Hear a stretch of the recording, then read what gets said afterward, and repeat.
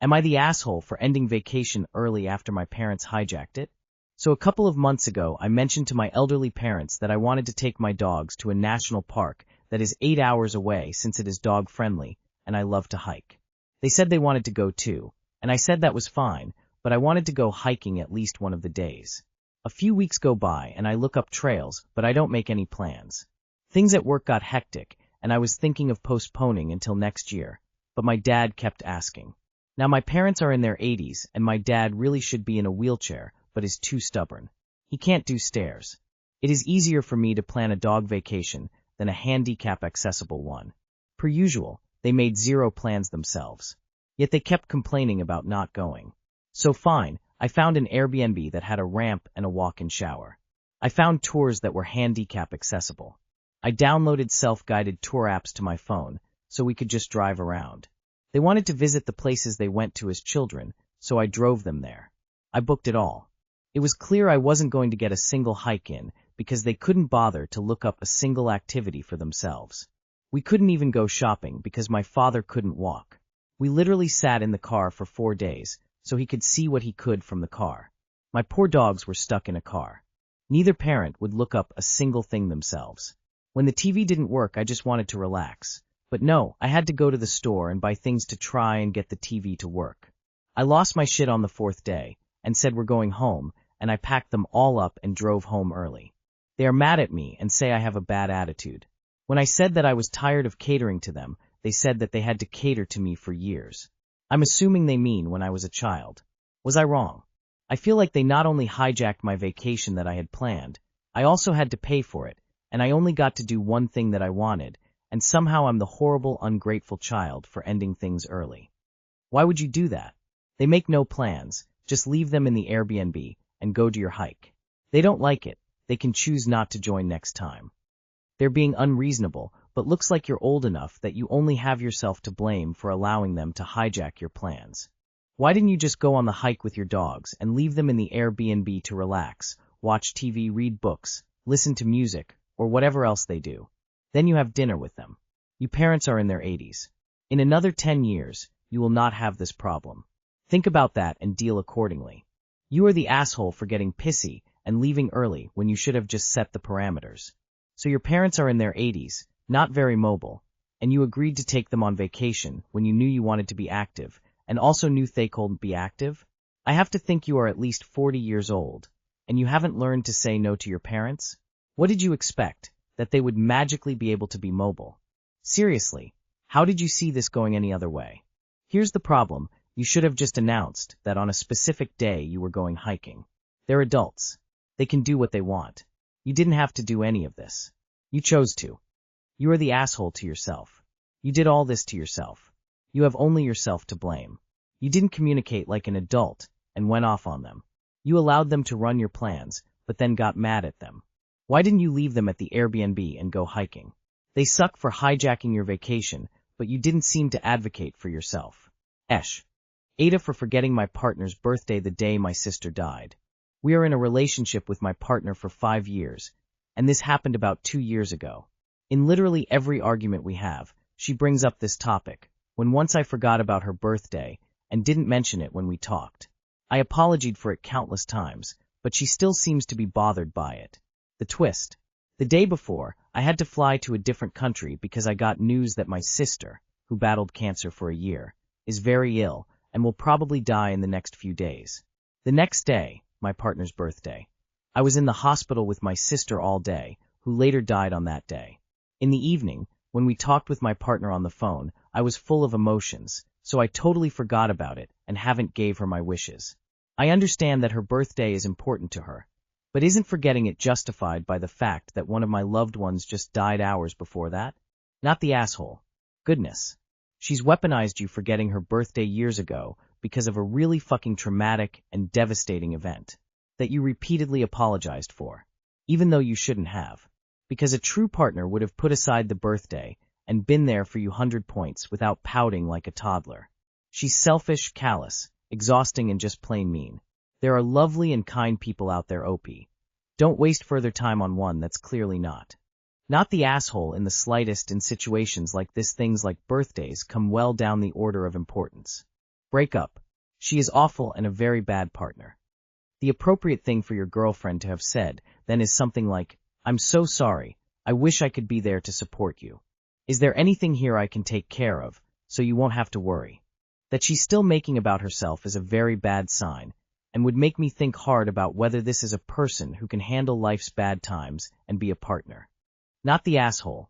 Your partner is self-absorbed and should be understanding that you were going through an extremely difficult time and their celebration was not top of mind. Not the asshole. In my opinion, it's pathetic that your partner can't understand that you forgot her birthday in those circumstances. Would I be the asshole if I reported my disabled neighbor? I live with my husband in an apartment in the city center. When we found it, we couldn't believe it was available to rent, because both the space and the location in the city are wonderful. We moved in a year ago. The neighbor upstairs is a guy about our age, between 30 and 40, who is disabled and uses an electric wheelchair. He never appeared to be mentally challenged, as he works in IT for a well-known company. This guy has caregivers hired to e.g. help him get dressed, go to bed, and stay with him overnight. The problem is that almost every night, we're talking at least 5 days a week. They make a lot of noise, talking loudly, laughing, and getting the room ready for bed, which includes, I don't know why, dragging furniture around repeatedly or dropping things on the floor. I have never had problems with noise from neighbors in previous homes, and I am also aware of what it takes to care for a person with special needs due to my family situation. So from the beginning, that made me sympathize with him. That's why I was understanding at first, but we're talking about noises that start between 11:30 p.m. and midnight and can go on until 2 a.m. My job requires me to get up very early and be focused. One night, when I had a particularly difficult day ahead of me, I went up to try to talk to him, but they wouldn't open the door for me. So I went up the next day. I asked him to lower the noises, and explained I'm acquainted with special needs, but just precisely it perhaps would be a good idea to keep it down from around 22:30 and arrange the room before. He told me he would keep that in mind, that there have been neighbors being aggressive against him, but he has to live, too, and has right to have his fun. I told him I understood, and wished him to have his fun, just considering there were neighbors around. It seemed to work for around 2 weeks. But not anymore. I've even hit the ceiling 2 times due to the loud laughter, and they stopped. Just to start again the next night. I'm desperate, but I also get he's deprived of so many fun things, that I could be more sympathetic. On the other hand, there's the chance to report him to the real estate agency, so that they give him formal notice that he will have to leave if they receive any more complaints, with a subsequent reduction in my rent. But, honestly, I don't care about the money. I just want to be able to sleep before 2 a.m. on a regular basis. I wonder if I'd WBTA if I reported him finally. Edit. I live in a country where noise is taken seriously, to the extent of making this kind of loud noise from 10 p.m. until 6 a.m. is forbidden. One can even call the police on it or file a report to the real estate agency. Not the asshole. He's admitting that he's simply having his fun. He knows that this is when his neighbors are trying to sleep. You've tried being nice, you've tried being understanding. Now it's time to go up a level. Not the asshole. The guy knows what he's doing and using his disability as an excuse for repeated inconsiderate behavior. Not the asshole. In fact, I think Opie is very diplomatic and considerate. However, maybe try one more time with the tenant, asking him to keep noise down, referencing previous discussion and reinforcing the fact that while he has a right to his fun, he does not have a right to infringe on others' quality of life or to break tenancy rules. Just wondering, has Opie talked to the other tenants in the building and gotten a reason why previous tenants moved out? If this is simply him having his fun, as he stated, then it has nothing to do with his disability. He can have fun at more reasonable hours, like the rest of us. Not the asshole. You can be disabled and still be a jerk. They're not mutually exclusive. You don't get to ignore quiet times because you're disabled and want to have late-night fun. Check your lease or bylaws. I suspect there will be posted quiet hours. In our co-op, it's 10 p.m. to 8 a.m. If he violates them, report him to building management. I'm a night owl myself. I also put down rugs and use headphones. Not the asshole. Sensitivity to the needs of others is a two-way street. Most apartment buildings and an increasing number of condos have regulations that limit hours during which loud and excessive noise should be limited if not eliminated. If your neighbor is running afoul of those limits, that's on them regardless their disability. Am I the asshole for scheduling a doctor's appointment during a meeting my boyfriend wanted me to attend? My boyfriend owns an Airbnb in a vacation area that another company manages for him.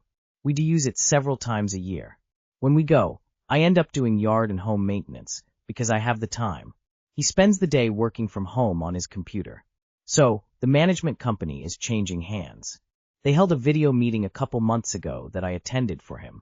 It was recorded, so he could have watched it. He never asked me anything about it. They held another meeting tonight. He kept sending me email reminders about the new meeting. I told him I wasn't going to watch this time. It was his turn. He kept telling me it was important. He's selling the property and won't be Airbnb it anymore. So why do I need to attend the meeting? He continued to send me reminders and talk to me like I was going to attend. I told him, if it is that important, then he should watch it. Here's the thing, he was planning on hitting tennis balls with his friends. I again said, if it is that important, you'll make it a priority and skip hitting tennis balls or go a little late. Then I made a doctor appointment for the same time, so I couldn't get guilted into watching it. So, am I the asshole for purposely skipping the meeting? Not the asshole unless your partner is paying for you to be his property manager. He can skip hitting tennis balls with his friends and attend the Zoom meeting about his property he wants to sell. Not the asshole. Let me get this straight. You go to your BF's vacation property and you don't actually vacation. He works and has you doing free maintenance on it for him. So relaxing.